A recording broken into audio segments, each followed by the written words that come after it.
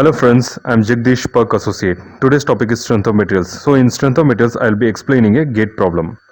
So before going to this video, please press the subscribe button of our channel and also click the bell icon so that you will get the notifications for new videos. And also please like, share and comment on our videos. Okay friends? So let's begin. First I will read the question. A weight of 10,000 Newton is hanging from two wires of equal length. One of steel of 1 cm square area and the other of copper 2 cm square area. Young's modulus of steel is equal to 2 into 10 power 6 Newton per centimeter square. Young's modulus of copper is equal to 1.2 into 10 power 6 Newton per centimeter square. Find the load shared by steel wire and copper wire. Now I will analyze the question. A weight of 10,000 Newton is being hanged horizontally with the help of two wires, and the two wires are steel wire and copper wire. The length of the steel wire and the length of the copper wire is same. The area of the steel wire is 1 cm square. The area of the copper wire is 2 cm square. The Young's modulus of the steel wire is 2 into 10 power 6 Newton per centimeter square. The Young's modulus of the copper wire is 1.2 into 10 power 6 Newton per centimeter square. So in this question we have to find the load shared by the steel wire and the copper wire, which means as the weight 10,000 Newton is being hanged horizontally, but the 10,000 Newton weight will have the tendency of falling downwards because of gravitational force.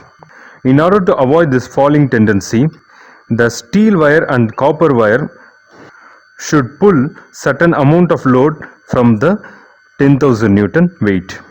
So here we have to find the amount of load shared by the copper wire and steel wire, or the amount of load pulled by the steel wire and the amount of load pulled by the copper wire. Okay. Now I will list out the given conditions from the question. First, the weight is 10,000 Newton and it is taken as W. Second, the area of the steel wire is 1 cm square and it is taken as A1. Third, the area of the copper wire, which is 2 cm square and it is taken as A2. Fourth, the Young's modulus of the steel wire, which is 2 into 10 power 6 Newton per centimeter square and it is taken as E1. Fifth, the Young's modulus of the copper wire, which is 1.2 into 10 power 6 Newton per centimeter square and it is taken as E2. So by using these 5 conditions we are going to find the amount of load shared by the steel wire and copper wire. Okay. Now I will move to the solving technique. We know that the length of the steel wire and the length of the copper wire is same. Therefore, the deformation induced in the steel wire and the deformation induced in the copper wire will also be same. That is, DL1 is equal to DL2. So here DL1 is deformation induced in the steel wire, DL2 is deformation induced in the copper wire. We know that the universal formula for deformation is dl is equal to PL by AE, where dl is deformation, P is load or force, L is length, A is area, E is Young's modulus. Okay. So similarly, the formula for deformation induced in the steel wire will be dl1 is equal to W1 L1 divided by A1 E1, where W1 is the load shared by the steel wire, L1 is the length of the steel wire, A1 is the area of the steel wire, E1 is the Young's modulus of the steel wire. The formula for deformation induced in the copper wire will be DL2 is equal to W2 L2 divided by A2 E2, where W2 is the load shared by the copper wire, L2 is the length of the copper wire, A2 is the area of the copper wire, E2 is the Young's modulus of the copper wire. Okay. Now I will substitute these two formulas in this equation. We get W1 L1 divided by A1 E1 is equal to W2 L2 divided by A2 E2. We know that the length of the steel wire and the length of the copper wire is same. Therefore, we can cancel this L1 and L2. Okay. So the next step will be W1 divided by A1 E1 is equal to W2 divided by A2 E2.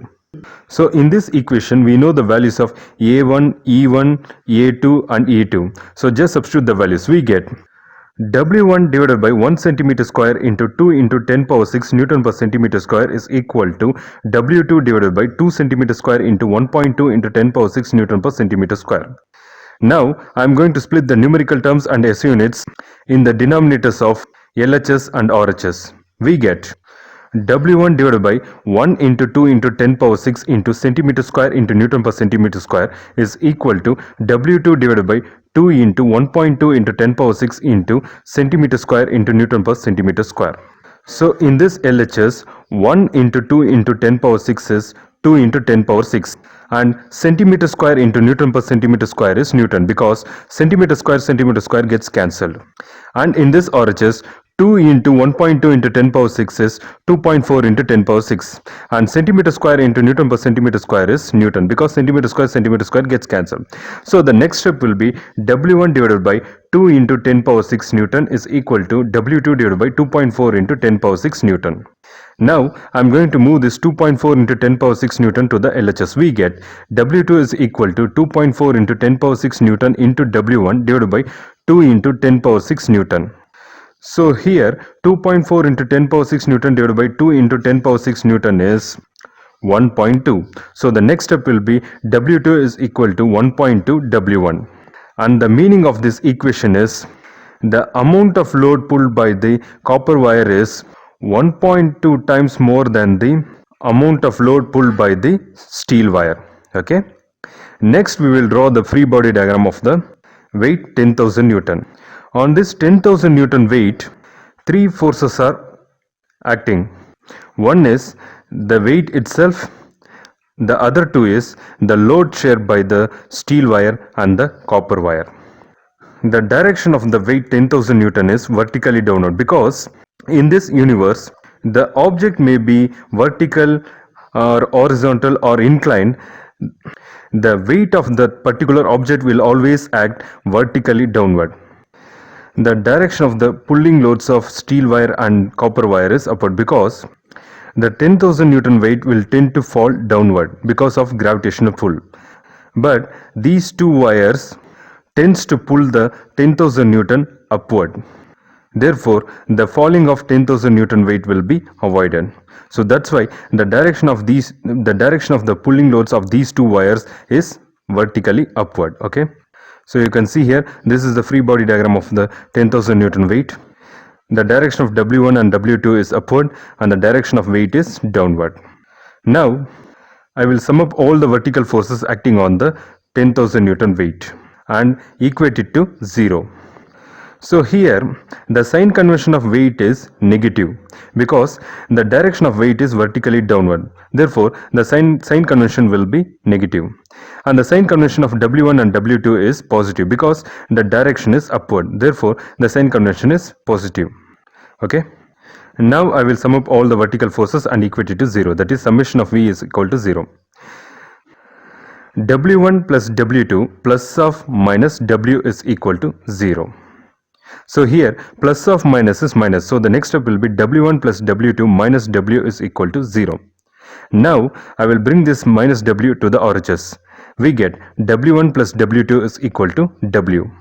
So in this equation we know that W2 is 1.2 times of W1 and W is 10,000 Newton. Okay. So we will substitute these two values. We get W1 plus 1.2 W1 is equal to 10,000 Newton. So here W1 plus 1.2 W1 is 2.2 W1. So the next step will be 2.2 W1 is equal to 10,000 Newton. Now bring this 2.2 to the RHS. We get W1 is equal to 10,000 Newton divided by 2.2. So here 10,000 Newton divided by 2.2 is 4,545.45 Newton. So the next step will be W1 is equal to 4,545.45 Newton, which means the amount of load shared by the steel wire or the amount of load pulled by the steel wire is 4,545.45 Newton. Okay. We know that W2 is 1.2 times of W1. So now we will substitute W1 value. We get W2 is equal to 1.2 into 4,545.45 Newton. So 1.2 into 4,545.45 Newton is 5,454.54 Newton. So the next step will be W2 is equal to 5,454.54 Newton, which means the amount of load shared by the copper wire or the amount of load pulled by the copper wire is 5,454.54 Newton. Okay. So friends, the answer for this question is The amount of load shared by the steel wire is 4545.45 Newton, and the amount of load shared by the copper wire is 5454.54 Newton. Okay. So this brings an end to the explanation part of this video. I hope you all would have understood. If any doubts are there, please do comment in comment box. Thank you, friends.